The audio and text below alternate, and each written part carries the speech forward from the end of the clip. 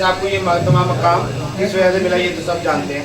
आप जैसे 99 लाख लोगों को मुसलमान किया, हमारी नस्ल में से नहीं तो आगे ना किसी ने किसी को, क्योंकि हम सब जो यहाँ इस इलाके के रहते हैं बरसगर पाकिस्तान में, इन सबको मुसलमान जो किया वो औलिया कराम ने, ये बात तो सच है। हुजूर गौस पाक होंगे या ख्वाजा साहब होंगे जिनके जरिए हमारे आबा और अजदाद ने कलमा पढ़ा होगा, उनका एहसान है। ये तो एक बात होगी। अब आगे बात सुनो। हुजूर ख्वाजा साहब जब अजमेर शरीफ की जमीन पे आके बैठे तो उन्होंने एक वहाँ पे झोपड़ी डाली, एक झोपड़ी डाली। अच्छा, एक हिंदू बच्चा ना रोजाना वहाँ से गुजरता था उनके पास से, तो देखता था असर के टाइम वो गुजरता था, तो असर के टाइम ना हुजूर ख्वाजा साहब बाकायदा नशिश रख के ना रो रहे होते थे, आंसू और हिचकों से रो रहे होते थे। वो रोजाना देखता था कि हजरत साहब जो है ना ये मुसलमानों का जोगी है और ये इस टाइम पे रो रहा होता है, रोजाना देखता था, ठीक है, और गुजर जाता था। एक दिन लगा माँ से इजाजत ली कि माँ मैं ना उस जो मुसलमानों का जोगी है उसके पास बैठ के पूछना चाहता हूँ, उससे सीखना चाहता हूँ कि वो क्यों रोता है, ठीक है। माँ नहीं चाह दे दी। वो आया अगले दिन आके साहब के पास बैठ गया, आप रो रहे थे, उन्होंने उनके पास बैठा। जब आप खामोश हो गए, अश्कियाँ बंद हुई, तो उसने पूछा हुजूर अब मैं आपसे एक सवाल करना चाहता हूँ कि आप ये क्यों रोते हैं। कहने लगा बेटा मैं इसका जवाब दूंगा मगर इसके लिए 2 शर्तें हैं। कहने लगे क्या शर्तें हैं। कहने लगे एक तो तुझे कलमा पढ़ना पड़ेगा, दूसरा तुझे मेरे पास कुछ अर्सा खादिम बन के रहना पड़ेगा। कहने लगा अच्छा मैं अपनी माँ से पूछ के आऊँगा, ठीक है। माँ के पास चला गया, माँ के साथ जाके इजाज़त ली। माँ ने कहा तू जिद्दी बड़ा, मुझे पता है तूने मानना नहीं, चल तुझे इजाज़त है।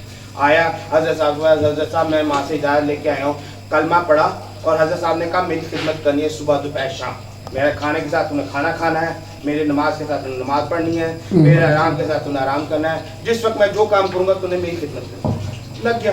2 महीने गुजरे, 3 महीने गुजरे, 4 महीने गुजरे, 6 महीने हज़रत साहब की सोबत में रहते हुए हो गए। सुबह दोपहर शाम खाना पीना सांस उनके साथ थी।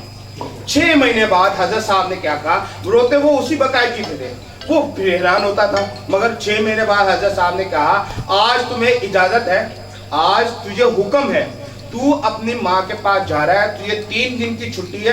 कितने दिन की? 3 दिन की छुट्टी है और 3 दिन के बाद तूने मेरे पास वापस आना है और 3 दिन तूने मेरे से राब्ता नहीं करना। 3 दिन तूने अपने से राब्ता नहीं करना और अपनी माँ के पास रहना। कह लगा अच्छा ठीक है, हुक्म है तो मैं हाजिर हूँ। चला गया। फजर के बाद गया।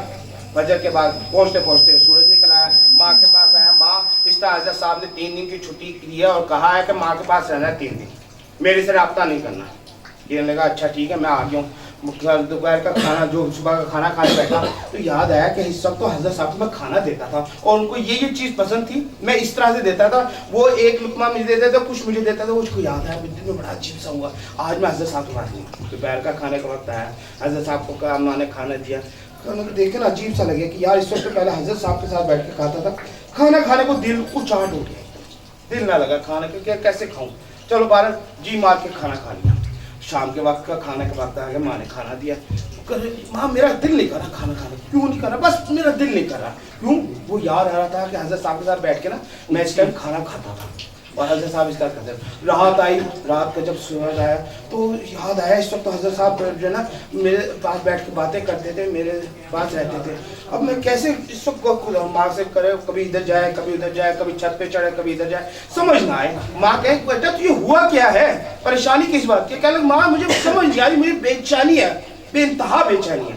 जैसे तैसे रात कट गई। रात को सुबह के टाइम जाके जब फजर का टाइम हुआ, अजान हुई, फूट फूट के रोना शुरू कर दिया, फूट फूट के रोना शुरू किया क्योंकि वो 6 महीने के वक्त याद आ रहा था। और हज़रत साहब से उनसे इस तरह थी कि सुबह दोपहर शाम हज़रत साहब के हाथों का निवाला हर चीज़ उनके साथ थी, ठीक है। सुबह के टाइम माँ कहे कि तुझे हुआ क्या है? माँ मुझे बस मेरे उनके पास ले चल, मैंने उनको देखना है, मेरे से नहीं रहा जा रहा। कहने लगा तुझे ऐसा क्या हो गया 6 महीने में? मैंने तुझे पास बॉस के बैठक नहीं मत पता नहीं माँ, मुझे उस वक्त उनके पास ले जाओ, उनकी जाके मिन्नत अल्लाह कर, वरना मेरी जान निकल जाएगी, मुझे उनका देखना है।